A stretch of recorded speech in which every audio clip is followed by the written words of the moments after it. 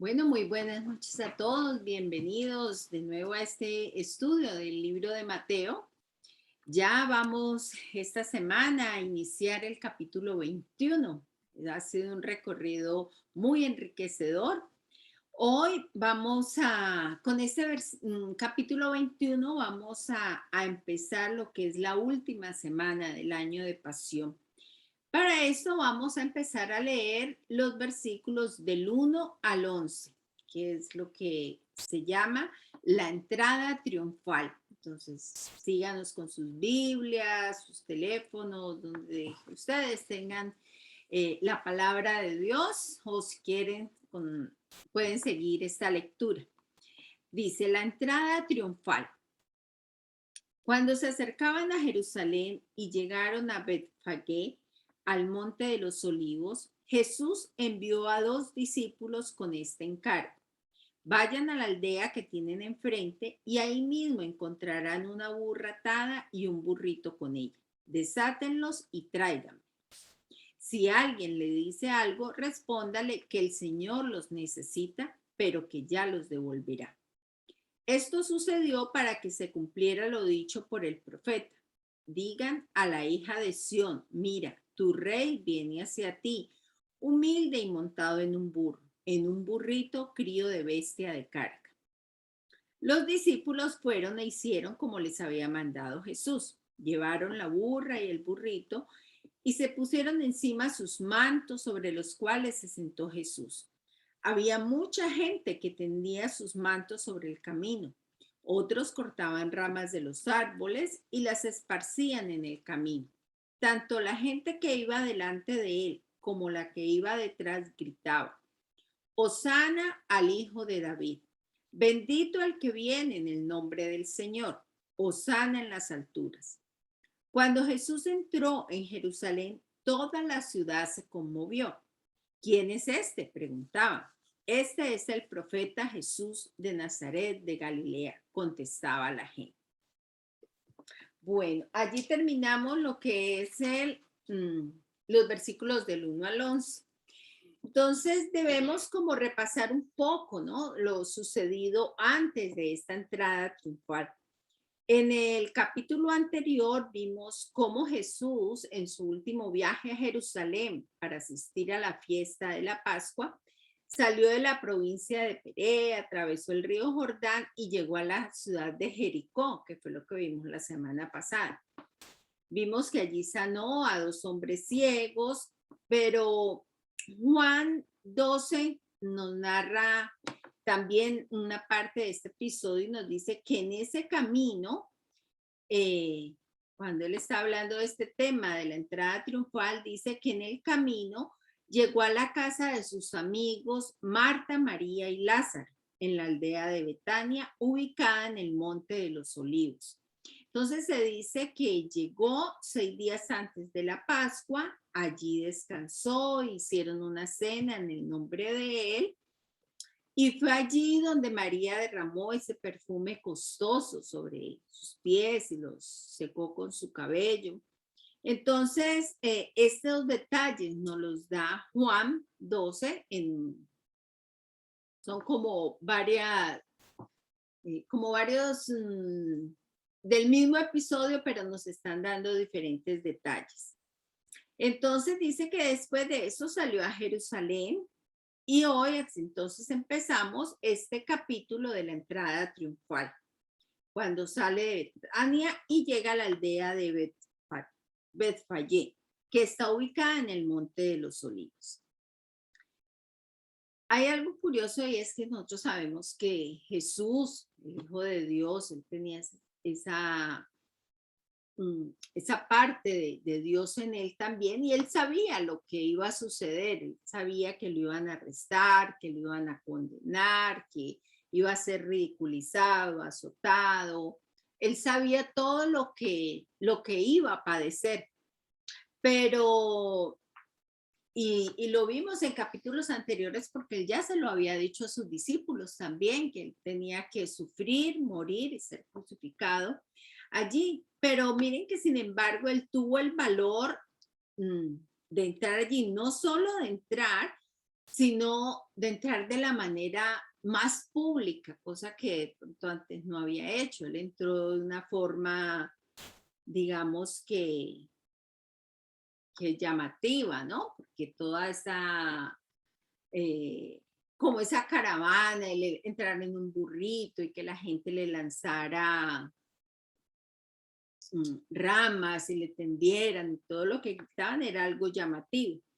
Entonces, ahora encontramos algunos detalles más, porque dice que Jesús envía a 2 discípulos a buscar como un medio de transporte y les da como especificaciones muy claras a dónde dirigirse. Es más, también les dijo que encontrarían la burra ya amarrada con su burrito. Todo fue muy claro.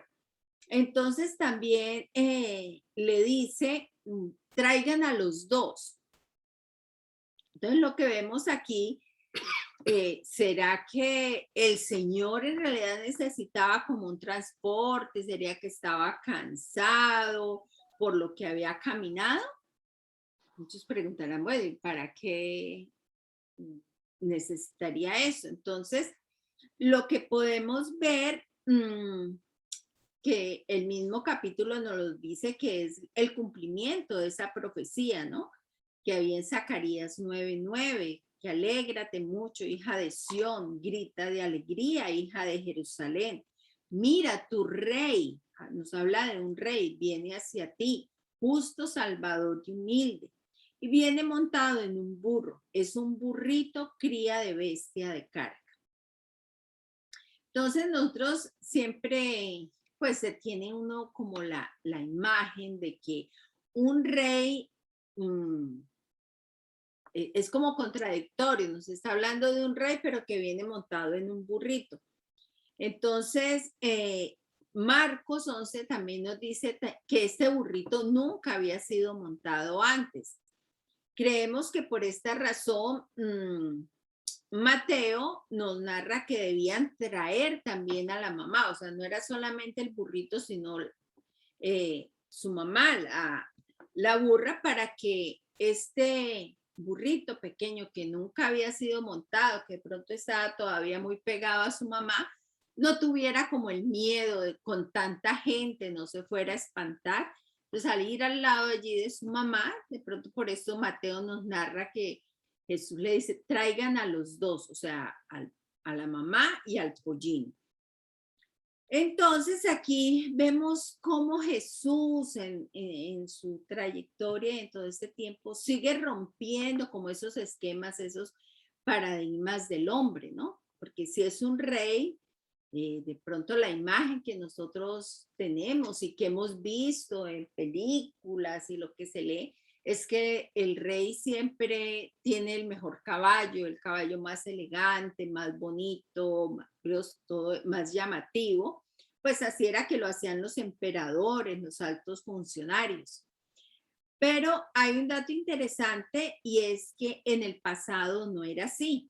No, en Jueces, nos devolvemos muy atrás en el Antiguo Testamento, Jueces 10:14 nos habla de un rey y de sus hijos y dice, Jueces 10:4 dice, tuvo 30 hijos y cada uno de los cuales montaba su propio asno y gobernaba su propia ciudad. O sea que aquí nos está hablando de gobernantes que montaban su propio asno y gobernaban su propia ciudad. O sea, era distintivo de un rey, de un gobernador, andar en un asno. Aquí nos está hablando de Yair, que fue uno de los reyes que gobernó Israel por 22 años. Es lo que nos narraba Jueces 10:4. Entonces, ya después del tiempo de Salomón, los judíos obtuvieron una gran variedad de caballos, por lo que solo los pobres fueron los que quedaron montando sobre asnos, que ya estaban también reservados para la carga. Los asnos en ese momento dejaron ya de ser como el transporte real del rey, del gobernante, para convertirse en los que llevaban las cargas. Porque ya los Con el paso de los años y todo eso, empezaron ya los reyes a usar los grandes caballos, vigorosos, bonitos, elegantes, como una muestra de su poder, de su riqueza, de gobierno. Jesús llegó a Jerusalén en humildad, pero con la dignidad apropiada, con la propia dignidad de un rey. En vez de llegar en un caballo como un general conquistador en pos de guerra, llegó en un asno, como era la costumbre de la realeza. Él llegó a Jerusalén, recordemos, como príncipe de paz. O sea, si él hubiera llegado de pronto en ese caballo que andaban los gobernantes, era incitar conquista, guerra, pero él llegó en un asno porque él entró como príncipe de paz. Nos dice la narración que cuando Jesús entró en Jerusalén, toda la ciudad se conmovió.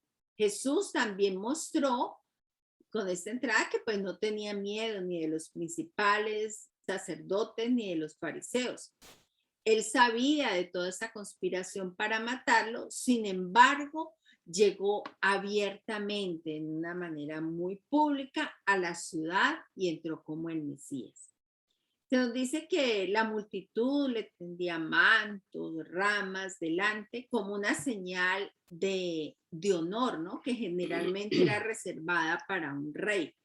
Ellos gritaban a alta voz, Hosana al hijo de David. Entonces aquí se está dando cumplimiento a una promesa que Dios le había dado a David. Esa promesa la encontramos en 2 de Samuel 7:12, que dice, cuando tu vida llegue a su fin y vayas a descansar entre tus antepasados, yo pondré en el trono a uno de tus propios descendientes y afirmaré su reino, y ese reino perdurará por siempre. Aunque aquí en el primer plano, lo más inmediato, se estaba refiriendo a Salomón, ¿verdad? Su hijo. Pero hay un detalle, es que sabemos que él no reinó por siempre, porque él murió. Entonces, por lo tanto, esta promesa hecha a David tiene como un sentido más amplio, más profundo, y se refiere a uno más grande que Salomón, el verdadero Rey eterno llamado Jesucristo.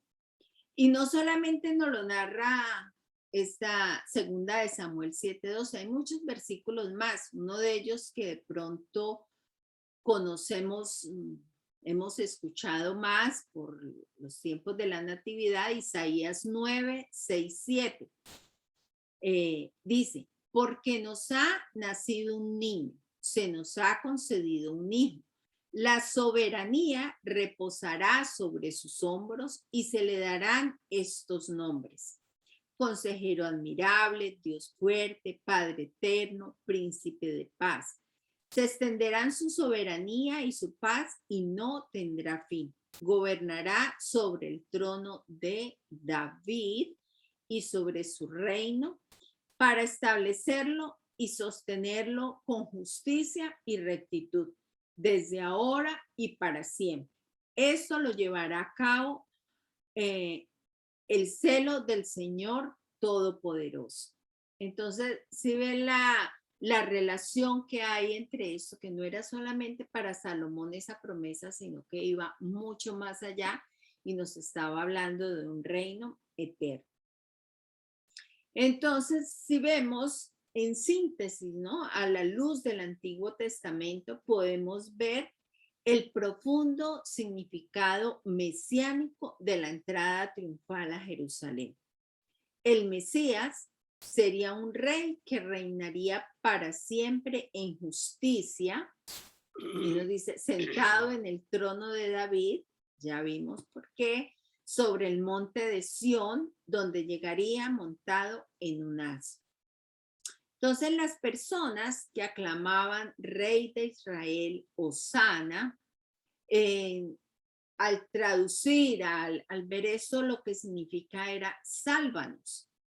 Ellos pensaban de pronto en esa salvación del dominio de los romanos, que es lo que siempre hemos dicho, ¿no? Que ellos lo que buscaban era ese rey que viniera a derrocar el gobierno romano y no estaban mirando como la salvación de sus almas, sino el derrocar el imperio romano en ese momento.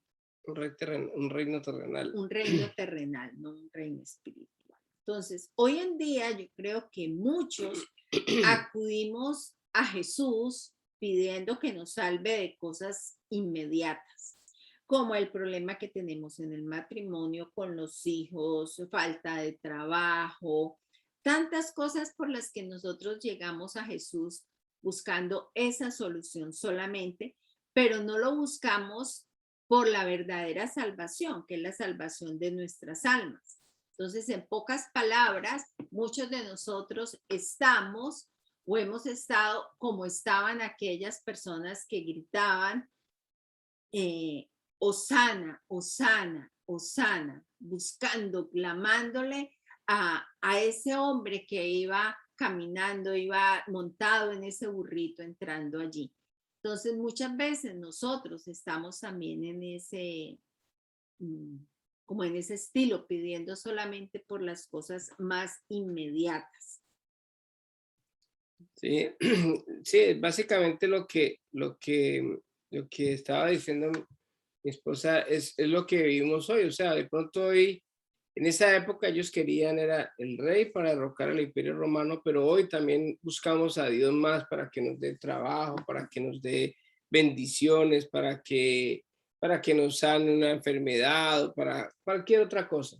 Pero aparte de las profecías que decían ahí también, también se cumple la profecía de Daniel, que decía Daniel en el capítulo 9, versículo 24 en adelante, habla de las 70 semanas, que es la respuesta de la oración cuando él se dispuso a ayunar, y dice que desde el momento en que él ayunó, recibió la respuesta. Y la respuesta era precisamente eso, de que van a venir ese periodo, desde el momento en que se reconstruye Jerusalén, es cuando Nehemías agarró y reconstruyó la parte de la muralla. Desde ahí se iban a contar 470 semanas, pero exactamente el día, la entrada triunfal, era precisamente la semana que tenía que cumplirse cronológicamente para que entrara el rey en un pollino. Ahora, Jesucristo es algo maravilloso porque él sabía lo que el pueblo, él sabe los corazones de las personas, pero él, precisamente él para que la gente supiera, para darle a entender, a decirle a esta persona que sálvanos, pues él decía, sí, yo vine a salvarlos, pero la gente no entendió nunca eso, porque esos mismos que decían Osana, el día viernes estaban diciendo, crucifícalo, crucifícalo. Entonces, así somos los seres humanos, que es bien difícil como diferenciar esto, como separar esto, porque nosotros, la mayoría de las personas siempre buscamos a Dios es para un beneficio material, terrenal. Entonces no nos va bien, entonces nos vamos de la iglesia, no nos va bien, entonces nos enojamos con Dios, porque no nos concedió lo que estábamos pidiendo. Entonces es bien difícil esta situación porque no hemos entendido aún, porque muchas veces son muy pocas las personas que verdaderamente buscan a Dios, que la buscan por eso, por la salvación eterna, por tener una relación con Él íntima, sin importar lo que se sea, o sea, lo Sí, material. será lo material, no, que era lo que hablábamos en las lecciones anteriores, de que muchas veces estamos pidiendo por el algo inmediato, por lo que tenemos la necesidad del momentico, lo más apremiante, que era lo que sucedía con los ciegos, con el ciego cuando se acerca y Jesús le dice, ¿qué quieres que haga por ti? Entonces, lo que veíamos la clase pasada, o sea, Si él hubiera, de pronto el ciego dice, no, pues como soy ciego, no he trabajado, entonces no tengo para comer, no tengo para la renta, no tengo para esto. Él quería era escuchar lo que en realidad le estaba diciendo, el anhelo, la necesidad que él tenía en su corazón. Y Dios quiere que nosotros nos acerquemos a él, no por lo que necesitamos en el momento, no por la solución del problema, por la enfermedad, por lo que sea, sino por lo que en realidad él representa, reconociendo que si nosotros lo tenemos a él, las demás cosas van a llegar por añadidura. De hecho, lo que hemos repetido en las anteriores veces, ¿no? O sea, muchas veces le miden la espiritualidad a uno por lo que uno tenga. Entonces, si no tiene uno dinero, si no tiene uno ciertas cosas, entonces la gente dice, no, pues este no está, No está cerca no de está Dios. cerca de Dios, o, no, o algo estará haciendo, o no le ha ido bien por esto, o por X o Y motivo, porque siempre miramos las cosas terrenales y no las cosas espirituales. Bueno, continuamos. Ujú, Este es Jesús en el templo. ujú. Bueno, entonces vamos a continuar con este capítulo 21 y vamos a estar leyendo de los versículos 12 al 17. Lleva por título Jesús en el templo. Dice, Jesús entró en el templo y echó de allí a todos los que compraban y vendían. Volcó las mesas de los que cambiaban dinero y los puestos de los que vendían palomas. Escrito está, les dijo, mi casa será llamada casa de oración, pero ustedes la están convirtiendo en cueva de ladrones. Se le acercaron en el templo ciegos y cojos y los sanó. Pero cuando los jefes de los sacerdotes y los maestros de la ley vieron que hacía cosas maravillosas y que los niños gritaban en el templo, Hosana al hijo de David, se indignaron. ¿Oyes lo que esos están diciendo? Protestaron. Claro que sí, respondió Jesús. ¿No han leído nunca? En los labios de los pequeños y de los niños de pecho has puesto la perfecta alabanza. Entonces los dejó y saliendo de la ciudad se fue a pasar la noche en Betania. Bueno, esta narrativa de lo del templo en el Evangelio de Lucas nos dice también algo muy importante sobre este camino al templo, que dice que fue allí antes de entrar a la ciudad que observó la ciudad y lloró, conociendo el juicio que vendría sobre Jerusalén. Esto nos lo narra Lucas, que dice que él lloró cuando vio cuando observó las ciudades desde el monte, porque él conocía el juicio y sabía lo que vendría sobre Jerusalén. Pero al llegar, ¿el qué encontró en el templo? Qué tristeza, porque él dice que él encontró los vendedores que operaban como en los jardines, a las entradas del templo. Esa era la única área donde los gentiles podían entrar y orar. Entonces, por lo tanto, en ese lugar de oración que fue convertido en un mercado, imagínense con todo el alboroto, la bulla de los animales, el que ofertaba, el que compraba, negociaba, que la subasta, que según tus pecados, entonces cuántas palomas, cuántos corderos, lo que sea, toda esa bulla, todo ese escándalo que había, era imposible orar. O sea, una persona que quisiera de corazón ir a orar no lo podía hacer porque era como, había demasiado alboroto. Entonces dice que Jesús, lo que entró fue, volteó las mesas, o sea, tiró todo esto y los exhortó cuando les dijo que es que acaso no saben que mi casa será llamada casa de oración, pero ustedes la han convertido en cueva de ladrones. O sea, no se estaba cumpliendo allí el propósito de lo que era el templo, que la gente llegara a orar. Miren que el hecho de que Jesús estuviera limpiando de esta forma el templo, que volteara las mesas, que los hiciera salir de allí, simboliza el corazón de Israel. O sea, nos habla aún más allá a nosotros hoy en día, y es que el deseo que tiene Jesús de que nuestro templo, nuestro corazón esté limpio para alcanzar esa verdadera justicia que se logra en un templo limpio. Jesús nos enseña la necesidad de que todos debemos tener un corazón limpio. Si nosotros somos el templo del Espíritu Santo de Dios que habita en nosotros, así como ese templo de Jerusalén, Jesús lo quiso ver limpio, así Él anhela ver este templo que somos nosotros. También nos muestra que Jesús continuó aquí esa obra compasiva que siempre lo acompañó, que era cuando todos estos enfermos llegaron hasta él, dice que vinieron a él ciegos, cojos, y que los sanó. Dice, los ciegos y los cojos en ese entonces también tenían restricciones al patio de los gentiles. No podían acercarse y no podían tampoco ir al altar a ofrecer sacrificios ni nada de eso. Entonces, después de limpiar ese templo de los gentiles y de mercaderes, de los ladrones, Jesús entonces sanó también a esas personas que estaban marginadas. O sea, era el momento en que ellos pudieron acercarse y también recibieron la sanidad. Entonces, también vemos que se acerca y es la indignación de los líderes judíos.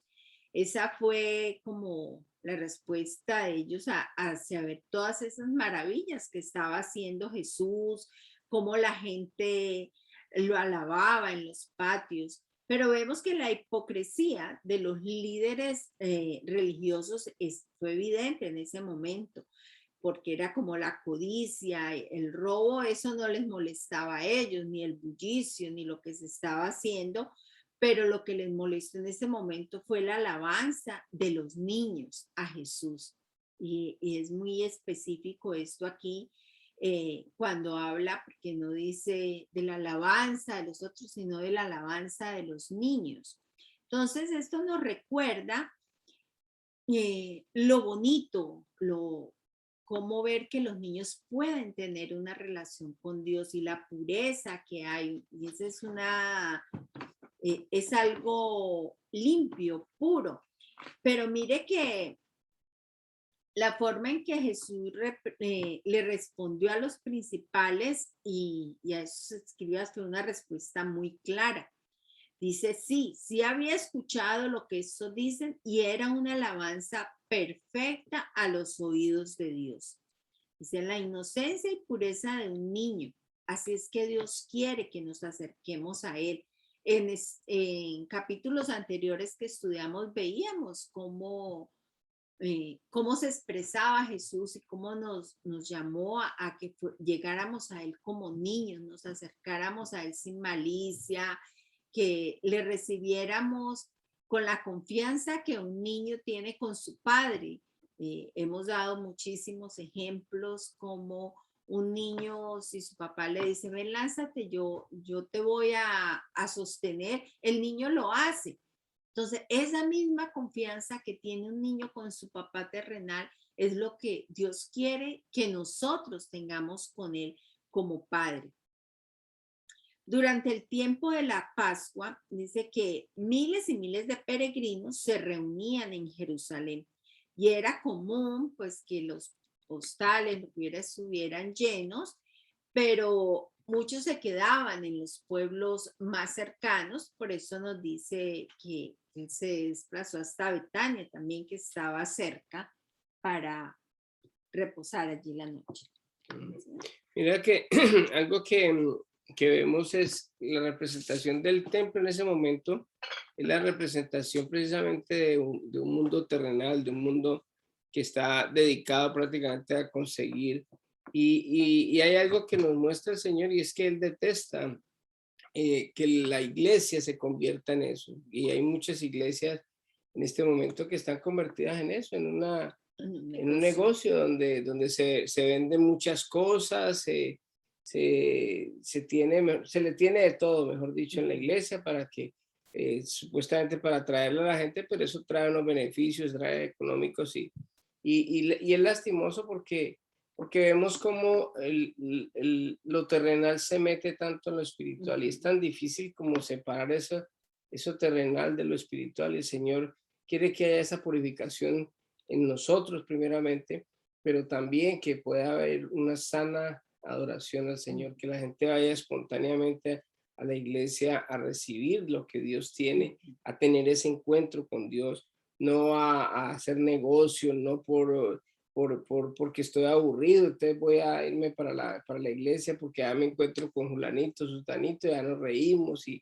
pasamos bueno, después vamos a comer en un restaurante, entonces se vuelve un programa de domingo, un programa de club, y eso es lo que el Señor no quiere, porque pues el templo dice, mi casa es llamada casa de oración. Es triste porque cuando nosotros llamamos a oración, son muy pocas las personas que van a oración, que van en todas las iglesias, no solamente la iglesia nuestra, sino en toda la iglesia en general.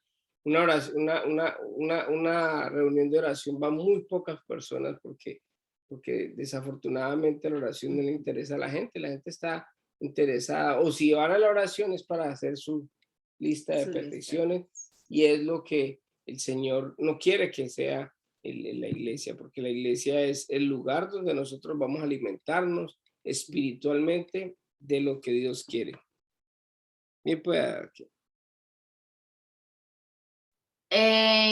También abordando lo que ustedes están diciendo, aquí cuando dice cueva de ladrones, a mí me revelas o me vino a la mente que les llama así porque realmente toda la gente de ese tiempo y la de hoy en día, como ustedes dicen que venden comida y que cosas, actividades, cosas que no tienen ya nada que ver con lo espiritual, son unos ladrones porque les están robando la salvación a la gente que posiblemente apenas empieza, apenas se está conociendo y es desviada por otras cosas materiales, ¿no? Otros distractores. Ya entonces van, como ustedes dicen, por el ánimo, ¿no? De, ay, me siento contento, me siento bien, me siento feliz, vamos a ver, como si fuesen a un centro comercial a ver qué hay, qué venden, qué compran, y no es el propósito, pues, de un templo, ¿no? Que sería, pues, alabar y conocer de Dios. Entonces, por eso cuando se les llama cueva de ladrones es más que nada, creo, que porque les están robando su salvación al no enseñarles lo que Dios quiere que les enseñen. amén. De verdad que sí, es bien importante tener en cuenta eso porque lastimosamente se pierde el objetivo.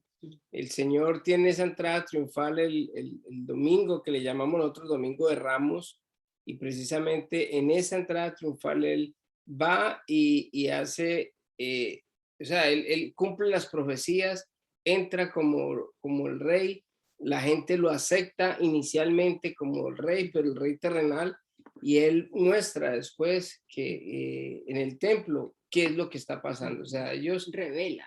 exacto, revela las dos cosas, o sea, entra como rey, ¿cuál rey? Un rey terrenal, va al templo y tumba todo porque es lo que está pasando en el mundo en ese momento. Y desafortunadamente por eso no pudieron ver al Salvador. Que Ana en ese comentario es muy acertado, porque tristemente todas estas acciones hicieron que mucha gente no recibiera a Jesucristo como Dios y Salvador, y a los 5 días lo estaban crucificando, esos mismos que lo recibieron como rey, porque ellos estaban teniendo, era una expectativa muy diferente de lo que verdaderamente Dios es para cada uno de nosotros. ¿Cuántas personas no se desvían en este momentico? Estos estudios, casi nadie entra, casi nadie le gusta, porque la gente está pensando en otra cosa, está pensando es en lo que necesitan, en lo que están viviendo. Ellos quieren ver cosas, ver cosas maravillosas, ver cosas que que sean materiales, que se puedan palpar, que se puedan agarrar, tener, obtener. Pero no, el Señor básicamente está pidiendo esos corazones humildes, así como Él mostró, Él reveló, Él llegó humilde en un pollino, Él entró y así mismo ha entrado a nuestro corazón. Y es difícil que la gente muchas veces lo acepte por eso, porque siempre queremos es que el Señor haga algo extraordinario. El lunes colocamos un devocional acerca del temor de Dios y eso es lo que no tiene el mundo. El mundo no tiene temor de Dios. Y la gente malinterpreta. Hay gente que de pronto cuando colocamos el temor de Dios, en otro chat me colocaron que del Salmo 91, una escritura de que Dios nos ampara.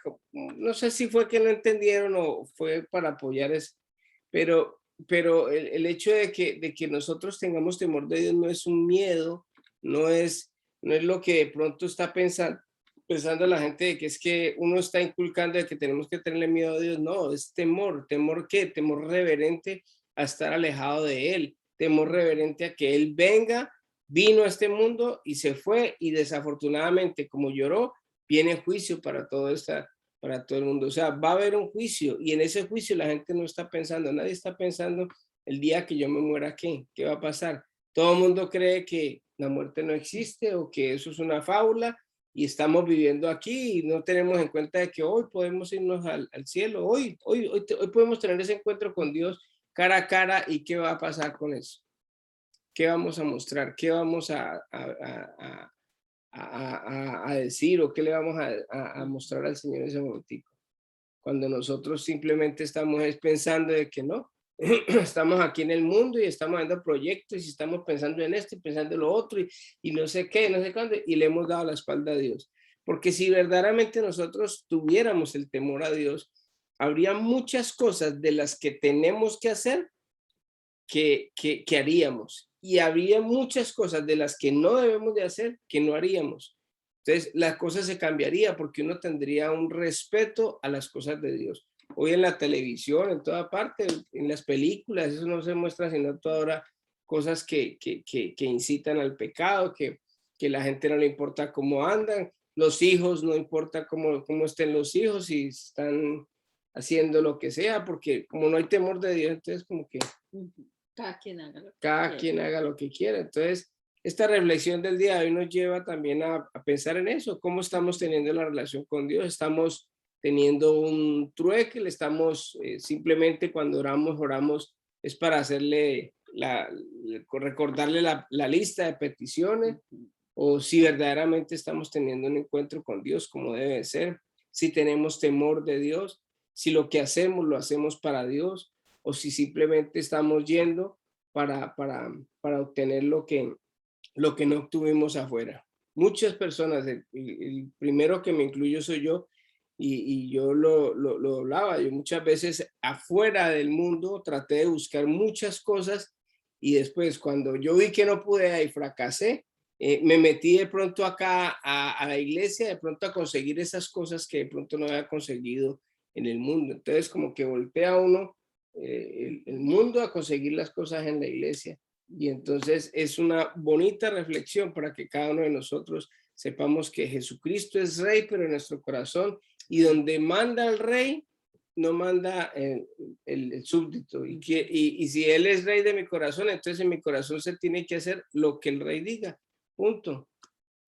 Entonces eso es lo triste, de que no hay ese temor de Dios. Así que vamos a dejar por el día de hoy. No sé si de pronto tengan algún comentario, no sé si alguno de ustedes quiera hablar o preguntar o agregar algo. Y si no, pues entonces les pido el favor para que oremos y cerremos la lección de hoy. Oramos. Vamos a orar. Padre Dios, todos damos gracias, Señor, por este momento, esta palabra tuya, Señor, esta enseñanza, esta nueva enseñanza, Señor. Que tu palabra, Señor, llena de sabiduría, Señor, el buscar, Señor, con temor, Señor, y con un corazón humilde, Señor, porque con eso, Señor Todopoderoso, podemos andar, Señor, en tus caminos, Señor. Ese respeto con el temor, con la humildad hacia ti, vamos a tener ese respeto, ese amor a nuestro prójimo, Señor, y amor a muchos seres queridos, a muchas situaciones, Señor, que cuando fallamos, cuando erramos, Señor Padre mío, nos recordamos, Señor, que tú eres un Dios soberano, Señor, que tú nos ves, Señor, en todo momento, porque nos olvidamos que tú nos has creado, Señor. Tú eres, ante todo, primero, ese Dios soberano, ese Dios altísimo que se encuentra en los cielos. Nos olvidamos de eso y aún así tus hijos, tus hijas se apartan y se olvidan en situaciones de ti, Señor, y es cuando caemos o pecamos, Señor. Por eso te pedimos también, perdónanos, Señor Padre, por alejarnos, Padre, o por haber errado o falta, Señor, que a veces a lo mejor lo hacemos con intención o sin intención, Señor. Perdónanos, Señor, en el nombre de Jesucristo. Perdónanos por todas esas faltas, esos errores, esas caídas, Señor. Pues tú siempre tienes los brazos abiertos. Tu Hijo Jesucristo siempre tiene esa mano para levantarnos, alzarnos y fortalecernos y limpiarnos de toda maldad. Escrito está, Señor. Ayúdanos en eso, Señor. Danos discernimiento, entendimiento, Señor, lo que realmente significa ese temor, hacia ese profunda respeto, reverencia hacia ti, Dios, Padre mío. Ayúdanos, Señor, a entender, comprender en lo más profundo de nuestro corazón y de nuestro ser, nuestra mente, Señor Dios. Ayúdanos en todo eso, Señor Padre. En Jesucristo, Señor, bendice a los pastores Quislena por estos devocionales, por estas pláticas también, Señor Dios, que nos alimenta todos los días, Señor, y que sean un utensilio útil, Señor. Úsalos también, este medio, Señor, que mucha gente un día lo va a escuchar, Señor, porque hay miles de situaciones que la gente puede caer o que está pasando, Señor, y necesita esta palabra de vida, Señor Dios Padre. Ayúdalas, Señor Padre. Bendícenos en esta noche, danos paz, tranquilidad y fortaleza, Señor Dios. Renueva nuestras fuerzas para el día de mañana y bendícenos y guárdanos de todo mal. En el nombre de tu Hijo Jesús. Amén. Amén. Muchas gracias, David. No olvidemos de que Mateo muestra a Jesucristo como rey. Ese rey que entró, tuvo esa entrada triunfal. Así que hoy es un buen día para que si no le hemos dado esa entrada triunfal al Señor en nuestro corazón, podamos dejar que Él entre en nuestra vida como rey, porque el que gobierna, que empiece a gobernar en nuestras vidas para que nosotros seamos ese trono de nuestras vidas, esa voluntad a Él para que Él sea el que gobierne en nuestras vidas. Así que Dios les bendiga a todos. Nos vemos la próxima semana en otro estudio del libro de Mateo y vamos a continuar con el capítulo 21 de este maravilloso libro que nos dejó el Señor en su palabra. Así que Dios les bendiga a todos y que tengan una hermosa noche.